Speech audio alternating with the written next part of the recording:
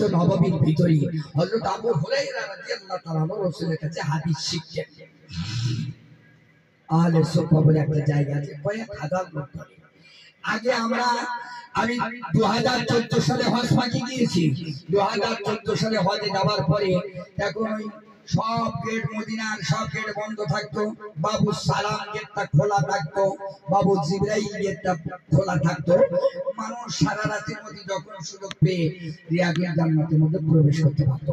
রিয়াজুল জান্নাতের ভিতরে কয়েক লক্ষ মানুষ নামাজ পড়তে পারবে, বাকি সব জায়গা মিলে অন্তত 50-55 লক্ষ মানুষ নামাজ পড়তে পারবে। তাই 50-55 লক্ষ মানুষ, 1 লক্ষ মানুষের জায়গা তো প্লেস পাওয়া সম্ভব নয়। আর যে বাইচান্স প্লেস পাবে ও তো ওখান থেকে উঠবে না, কারণ রিয়াজুল জান্নাতের দোয়া চাইবে 10টা কোটি আছে, 10টা সাহাবার নামে, ও আল্লাহ পাক ওদের 100% রাসূলের কথা অনুযায়ী দোয়া কবুল হয়ে যাবে। জোরে বলুন, মা বাইনা মিন বাইতি মিনবার বিরওসাত মিরাতুল জান্নাত।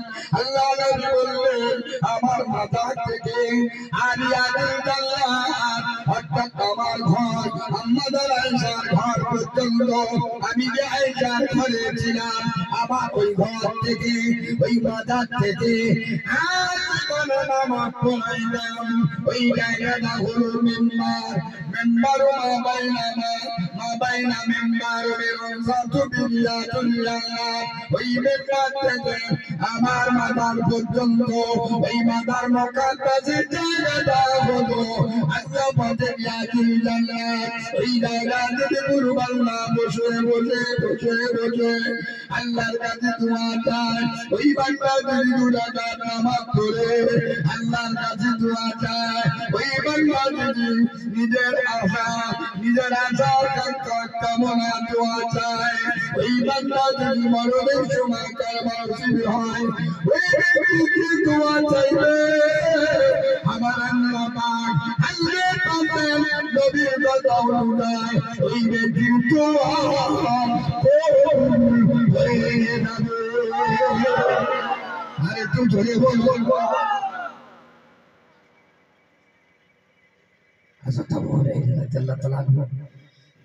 ওইখানে রাসূলের কাছে হাদিস শিখতেন।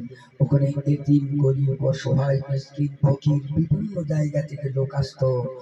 লোক ইসলাম কবুল করার কারণে তাকে তাড়িয়ে দিত, বার করে দিত, তাকে অলঙ্গ অবস্থায় ন্যাংট করে দিয়ে ছেড়ে দিত। রাসূলের কাছে আসতো, রাসূলুল্লাহ যতটা দিতেন সাহাবাদের কাছে নিয়ে ন্যাংরা অলঙ্গ মানুষদের কাপড় বস্ত্র কিনে দিত, তাদেরকে বসার, তাদের খাওয়া দাওয়ার সুব্যবস্থা, যত বাইতুল খন্ডের মাল দান সাদকা খায়রাত আসতো ওই জায়গায় গিয়ে গরিব অসহায় সাহাবাদেরকে খাইয়ে ওখানে হাদিসের হাফেজ বানিয়ে দিত।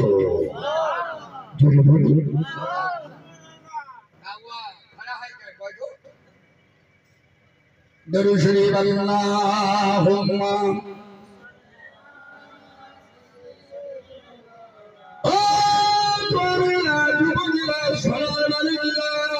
আল্লাহ পাকের নবী সাল্লাল্লাহু আলাইহি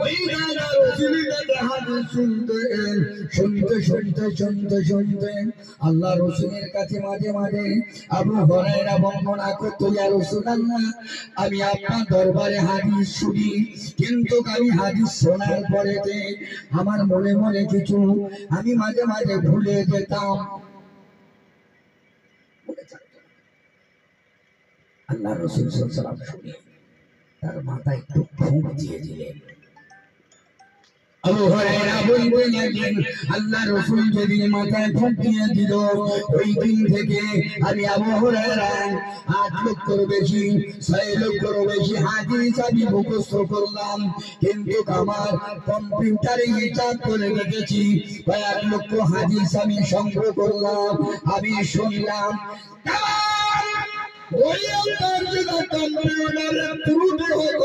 কম্পিউটারে ভুল হতো, কিন্তু আমি রাসূলের সাহাবা আবু বকর, রাসূলের সাহাবা আবু হুরায়রা আমার নবীর ফোন দেওয়ার বিনিময় ওই তোমার ওসিলায় আমি যা শুনতাম হুবহু তাই বললাম, আমার কোনদিন ভুল হতো না।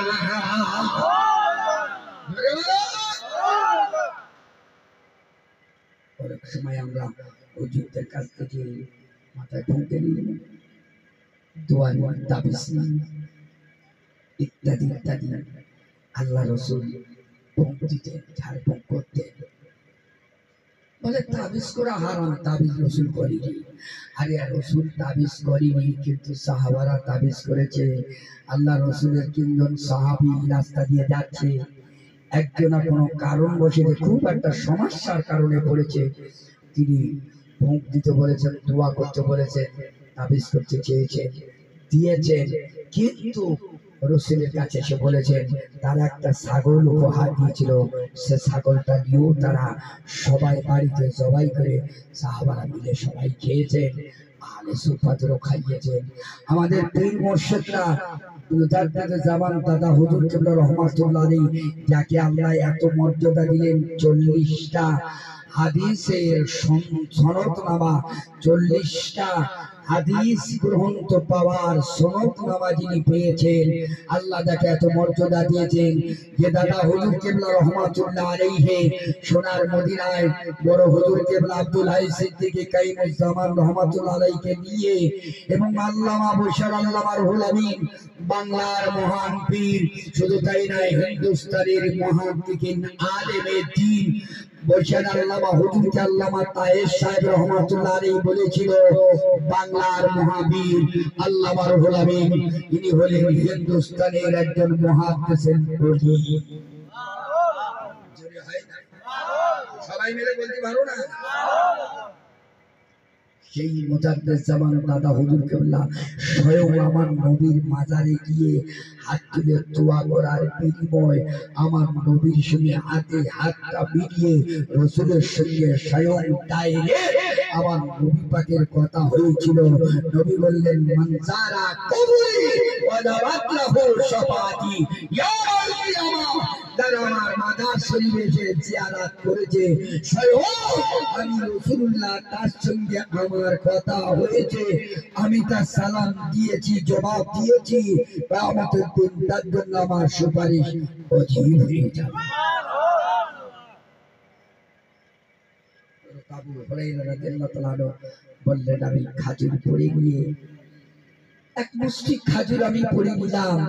আবু হুরায়রা বর্ণনা করছেন, দারামি শরীফের হাদিসের মধ্যে এই তথ্যটা, ঘটনাটা আছে। দারামি শরীফের হাদিসের ভিতরে হযরত আবু হুরায়রা বলছেন, আমি ওই খাজুরগুলো নিয়ে আমি ওই আহলে সুফা 70 জন কম্পালসারি কম বেশি থাকতো, তাদেরকে দিয়ে আমি খাজুরগুলো সবাইকে খাইয়ে দিলাম।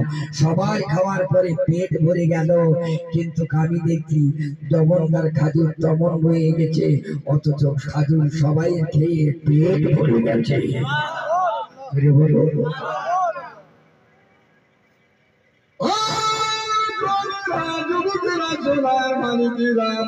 আল্লাহ নবী সাহাবা আবু হুরায়রা তিনি বর্ণনা করলেন, ওই খাজুরগুলো আমি রাসূলুল্লাহ 4 বছর টাকায় খেলাম। জমনকার খাজুরটা বন্ধ হয়ে গেল, আমি একটা গুটরি বানালাম। গুটি মানে আগেকার দিনে পয়সা রাখার জন্য তবিল করা হতো, তাই না? লম্বটের তবিল, কাপড়ের তবিল, কাছে রেখে দেওয়া হতো, নিজের পয়সা বলে দেওয়া হতো। আল্লাহ নবী সাহাবা আবু হুরায়রা তিনি তবিল বানালেন, খাজুর তার ভিতরে রাখলেন, বার করে আর খাওয়ায়, কিন্তু খাজুর কেউ দেখতে পায় না, একটা একটা করে বার করে সবার দেয়। রাসূল বলেছেন, মা বোনেরা যখন ভাত দেবে, মা বোনেরা যখন বাড়িতে ভাত খুলবে, হাঁড়ি যেন ওই সরবর যেন পুরো না করি, অল্প খুলে বার করে দেওয়া। আল্লাহ রাসূল বলেছেন ওটা সুন্নাত, এবং ওই হাঁড়ি বরকত আল্লাহ ভরিয়ে দেবে। যদি আরো 2-4 জন যা রান্না করেছে তাছাড়া যদি এসে যায়, আল্লাহ বরকতে ভরিয়ে দেবে, কম হবে না, আল্লাহ রহমত নাজিল হবে।